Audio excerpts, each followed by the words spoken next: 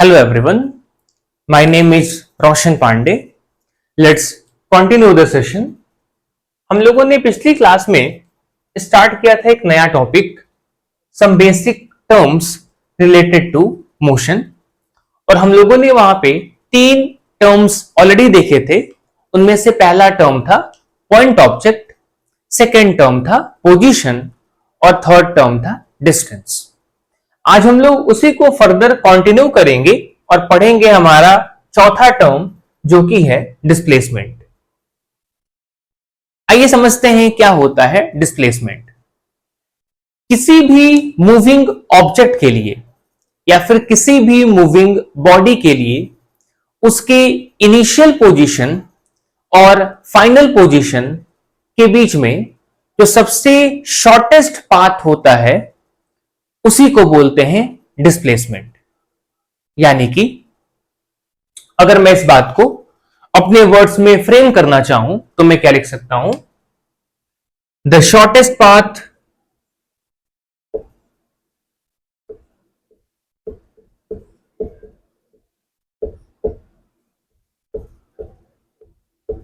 Between initial position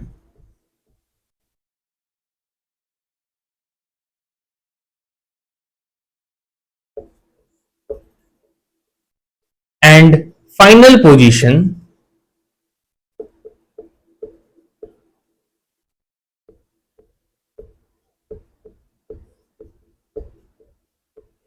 of a moving object.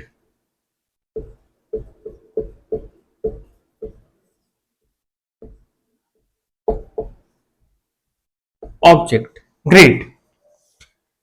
यानी कि let's say आपके पास दो पॉइंट्स हैं, point A and point B. अगर आपसे कोई पूछे कि पॉइंट ए से पॉइंट बी का डिस्प्लेसमेंट क्या है, यानी कि बेसिकली वो आपसे ये जानना चाहता है कि ए से बी जाने का जो सबसे शॉर्टेस्ट पाथ है उसकी लेंथ कितनी है, और साथ ही साथ वो ये भी जानना चाहता है कि ए से बी शॉर्टेस्ट पाथ के थ्रू जाने के लिए उसे किस ओर जाना पड़ेगा. इसका मतलब यह हुआ कि डिस्प्लेसमेंट बेसिकली एक वेक्टर क्वांटिटी है जिसके पास मैग्नीट्यूड भी होता है और साथ ही साथ डायरेक्शन भी होता है. यानी कि अगर मैं इस बात को एक सिंपल सेंटेंस में फ्रेम करना चाहूं तो मैं लिख सकता हूं, note displacement is a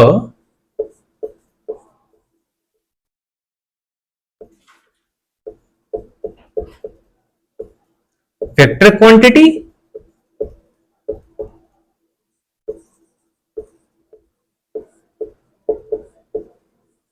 because it has magnitude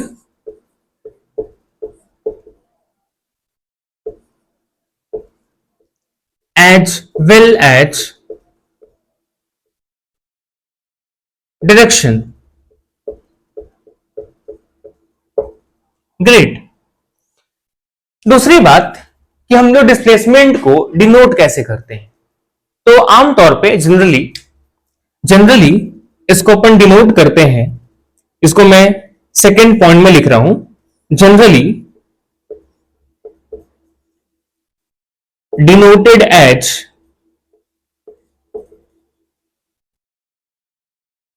S vector और डी वेक्टर और एक्स वेक्टर. ग्रेट. चलिए अपन इसी बात को समझते हैं एक डायग्राम के थ्रू. मान लीजिए ये मेरा कोऑर्डिनेट सिस्टम है और ये मेरी वाई एक्सिस है, ये मेरी एक्स एक्सिस है और ये मेरा ओरिजिन है. मेरा पार्टिकल इनिशियली इस पॉइंट पे खड़ा था, इसको मैंने लेट से आई कह दिया, और मेरा पार्टिकल फाइनली इस पॉइंट पे पहुंच गया तो मैंने इसको एफ बोल दिया और मेरे पार्टिकल ने मान लीजिए आई से एफ जाने के लिए जो रास्ता चुना था, लेट्स से वो ये रास्ता था। अब अगर मुझसे कोई पूछे कि आई से एफ जाने का सबसे शॉर्टेस्ट पॉसिबल पाथ यानी कि डिस्प्लेसमेंट क्या है, तो बेसिकली वो मुझसे ये रास्ते के बारे में जानना चाह रहा है जो कि आई से एफ जा रहा है सबसे शॉर्टेस्ट पॉसिबल वे में। वो मुझसे इस रास्ते का लेंथ भी जानना चाहता है और साथ ही साथ आई से एफ जाने के लिए जो डायरेक्शन है सबसे शॉर्टेस्ट पॉसिबल पाथ के थ्रू वो भी जानना चाहता है। इसे ही बोलते हैं अपन डिस्प्लेसमेंट वेक्टर। इसको हम चाहे तो दिखा सकते हैं डी वेक्टर के थ्रू। अगर हम लोग थोड़ा सा इसको और एनालाइज करें मैथमेटिक्स के टर्म्स में, तो आइए देखते हैं और क्या हो सकता है। पहला मैं काम करता हूं कि अपने पॉइंट्स को एक पोजीशन वेक्टर असाइन करता हूं। चलिए अपन पहले समझते हैं कि पोजीशन वेक्टर होता क्या है। किसी भी पॉइंट ए का किसी पॉइंट बी के रेस्पेक्ट में पोजीशन वेक्टर सिंपली एक ऐसी लाइन होती है जो कि यह बताता है कि मुझे बी से ए जाने के लिए कितना दूर जाना पड़ेगा और किस ओर जाना पड़ेगा। इट मींस ये वेक्टर ही दिखाता है position vector of A with respect to B, और इसको दिखाते हैं आर ए बी वेक्टर के थ्रू।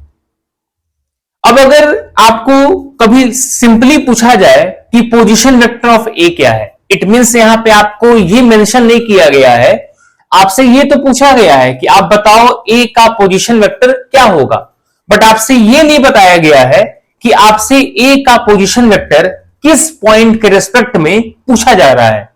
तो बाय डिफॉल्ट हम जो है किसी भी पॉइंट का पोजीशन वेक्टर बताते हैं विद रिस्पेक्ट टू ऑरिजिन।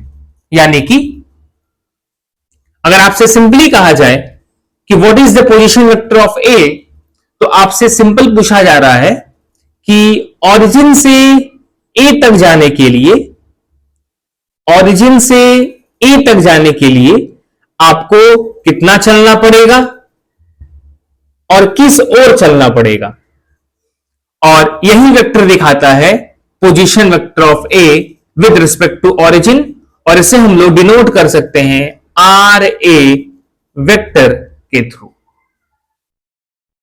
चलिए अब हम यहां पे देखते हैं कि पॉइंट आई का पोजीशन वेक्टर क्या होगा।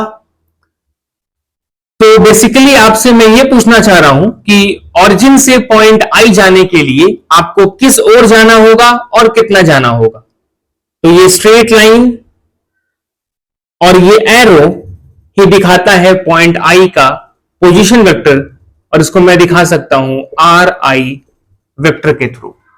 सिमिलरली पॉइंट एफ का पोजीशन वेक्टर क्या होगा, आपको पता है बाय डिफॉल्ट जो है हम निकालते हैं पोजीशन वेक्टर ऑरिजिन के रेस्पेक्ट में, यानी कि ऑरिजिन से एफ तक जाने के लिए आपको कितना जाना पड़ेगा और किस ओर जाना पड़ेगा।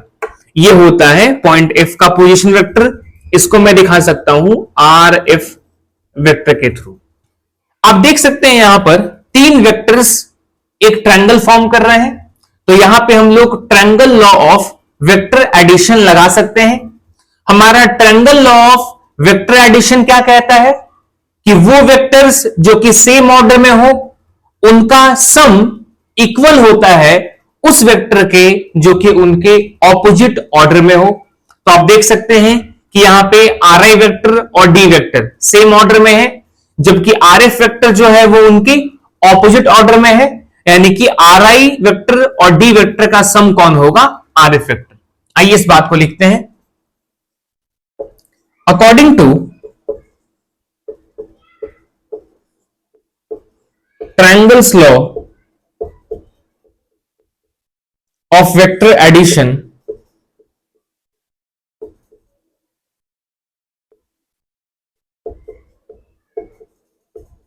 अपन लिख सकते हैं क्या कि R I vector plus D vector equals to R F vector. तो यहां से मेरा डी वेक्टर यानी कि मेरा डिस्प्लेसमेंट वेक्टर क्या निकल के आ जाएगा, ये निकल के आएगा are F vector minus are I vector. इसका मतलब ये हुआ कि डिस्प्लेसमेंट वेक्टर कुछ और नहीं बल्कि final position vector minus initial position vector, यानी कि ये बेसिकली पोजीशन वेक्टर्स का डिफरेंस के बराबर होता है। तो यहां से मैं डिस्प्लेसमेंट का एक और डेफिनेशन कंक्लूड कर सकता हूं, और वो डेफिनेशन क्या होगा कि displacement is nothing but change in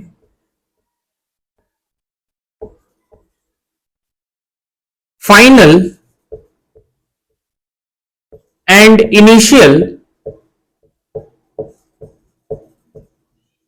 position vectors of a moving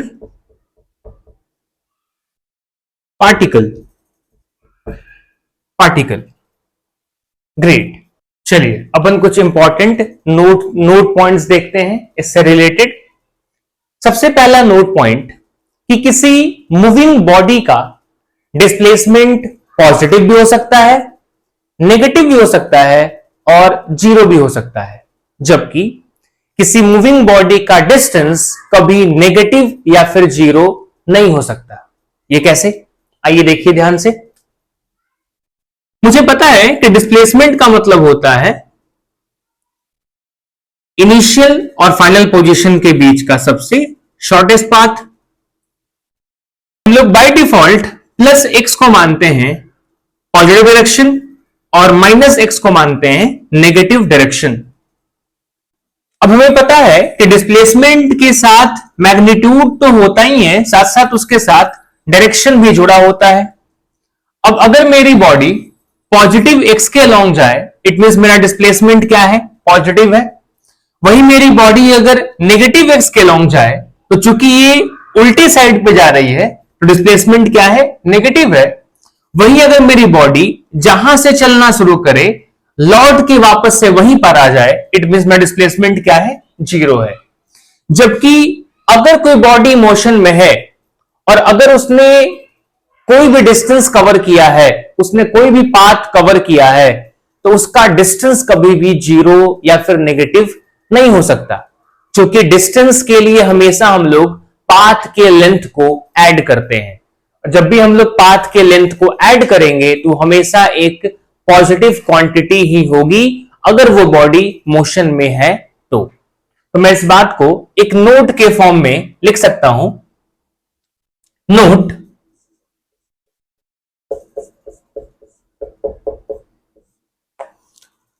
note का मेरा फर्स्ट पॉइंट है डिस्प्लेसमेंट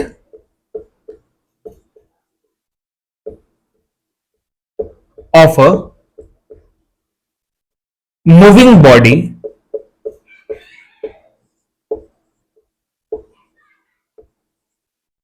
कैन बी पॉजिटिव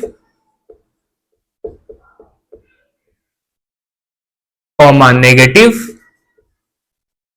और zero, whereas distance can never be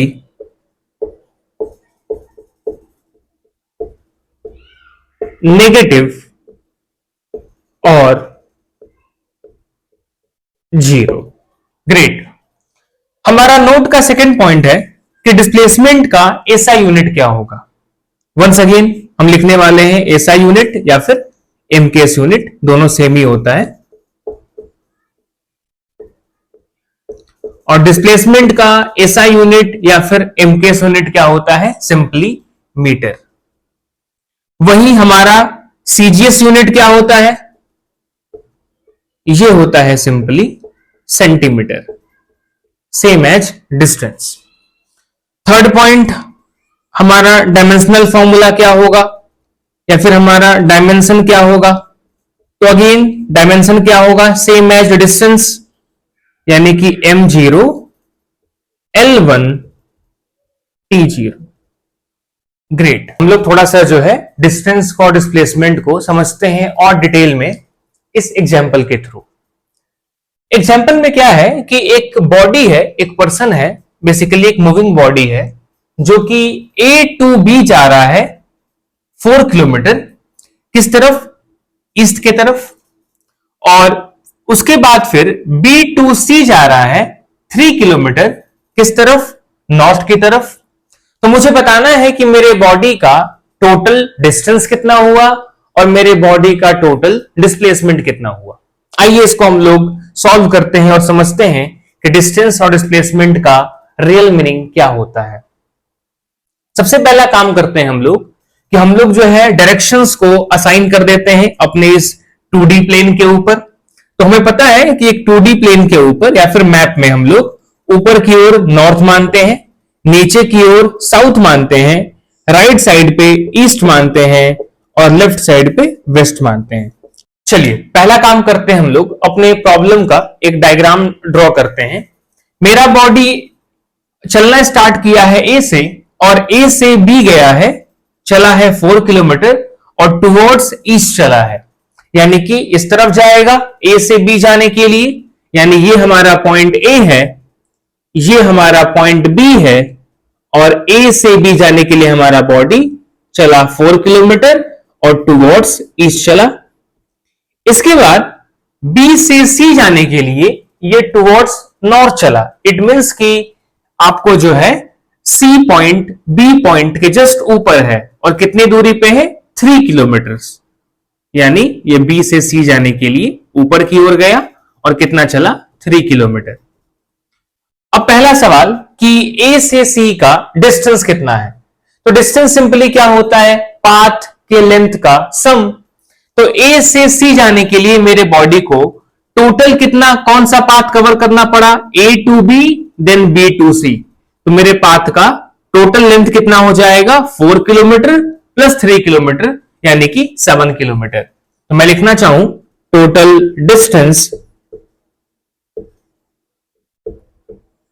distance equals to A B plus A C, sorry B C, equals to 4 plus 3 यानी कि 7 kilometre. Great. अब देखते हैं मेरे बॉडी के ए से सी का डिस्प्लेसमेंट क्या रहा होगा। तो मुझे पता है डिस्प्लेसमेंट क्या होता है? इनिशियल और फाइनल पोजीशन के बीच का सबसे शॉर्टेस्ट पॉसिबल पाथ, यानी कि ये पाथ ही मेरा होगा डिस्प्लेसमेंट। बेसिकली ये भी एक वेक्टर क्वांटिटी है, यानी ये होगा एसी वेक्टर और ये मेरा हो जाएगा डायरेक्शन। तो अपन निकालते हैं ये एसी वेक्टर कितना होगा। अपन निकालने वाले हैं टोटल डिस्प्लेसमेंट। मुझे पता है डिस्प्लेसमेंट एक वेक्टर क्वांटिटी है, यानी कि इस केस में आपको मैग्नीट्यूड भी निकालना होगा और डायरेक्शन भी निकालना होगा। पहला काम करते हैं हम लोग मैग्नीट्यूड निकालते हैं मेरे इस एसी वेक्टर पाथ का। तो बताइए कैसे निकालेंगे मैग्नीट्यूड। हमें दिख रहा है कि ये एक राइट एंगल ट्रायंगल है, ये इसका बेस है, ये इसका परपेंडिकुलर है और ये इसका हाइपोटेनस है। तो मुझे पता है विथ पाइथागोरस थ्योरम हम बोल सकते हैं कि इस एसी वेक्टर का लेंथ होगा under root 4 square plus 3 square, यानी कि बेसिकली 5। तो मैं बोल सकता हूं कि मेरा डिस्प्लेसमेंट यानी कि एसी वेक्टर क्या होगा। तो इसका मैग्नीट्यूड कितना होगा इस एसी वेक्टर का? 5, यानी कि ये होगा 5 किलोमीटर। अब चूंकि ये वेक्टर है तो मुझे लिखना पड़ेगा डायरेक्शन क्या होगा। तो मुझे पता है ये एंगल मैं निकाल सकता हूं, चूंकि ये लेंथ 3 है, ये लेंथ 4 है और मुझे पता है tan थीटा की वैल्यू 3/4 होती है 37 डिग्री के लिए। यानी कि मैं लिख सकता हूं 5 kilometre at an angle of 37 degree from east direction. Great. इस एग्जाम्पल में आप देख सकते हैं कि डिस्प्लेसमेंट की वैल्यू है 5 किलोमीटर जबकि डिस्टेंस की वैल्यू है 7 किलोमीटर। यहां से मैं आपको एक और इंपॉर्टेंट पॉइंट बताता हूं कि जो डिस्प्लेसमेंट का मैग्नीट्यूड होता है वो हमेशा या तो छोटा होता है या फिर इक्वल होता है डिस्टेंस के मैग्नीट्यूड के। ऐसा क्यों? ऐसा इसलिए क्योंकि डिस्टेंस बेसिकली क्या होता है, सिंपली सारे पाथ के लेंथ का सम होता है, जबकि डिस्प्लेसमेंट क्या होता है, इनिशियल और फाइनल पोजीशन के बीच के शॉर्टेस्ट पाथ का लेंथ होता है। दैट्स वाई डिस्टेंस हमेशा डिस्प्लेसमेंट से बड़ा होता है। और इक्वल कब हो सकता है? इक्वल तब होगा डिस्टेंस डिस्प्लेसमेंट के जब बॉडी किसी स्ट्रेट लाइन के अलोंग चल रही होगी, यानी कि जब कोई बॉडी किसी स्ट्रेट लाइन के अलोंग चलेगी, उस केस में हमारा जो पाथ लेंथ होगा और जो हमारा शॉर्टेस्ट पाथ होगा, दोनों का लेंथ सेम रहेगा, तो उस केस में डिस्टेंस और डिस्प्लेसमेंट सेम होगा। तो मैं इस बात को अगर एक नोट के फॉर्म में लिखना चाहूं तो मैं लिख सकता हूं यहां पर note magnitude of distance is always greater than or equal to magnitude of displacement. Great. इसके ऊपर हम लोग कुछ और क्वेश्चंस करेंगे इसको और समझने के लिए डिटेल में, बट आज नहीं, अगली क्लास में। तब तक के लिए थैंक्स।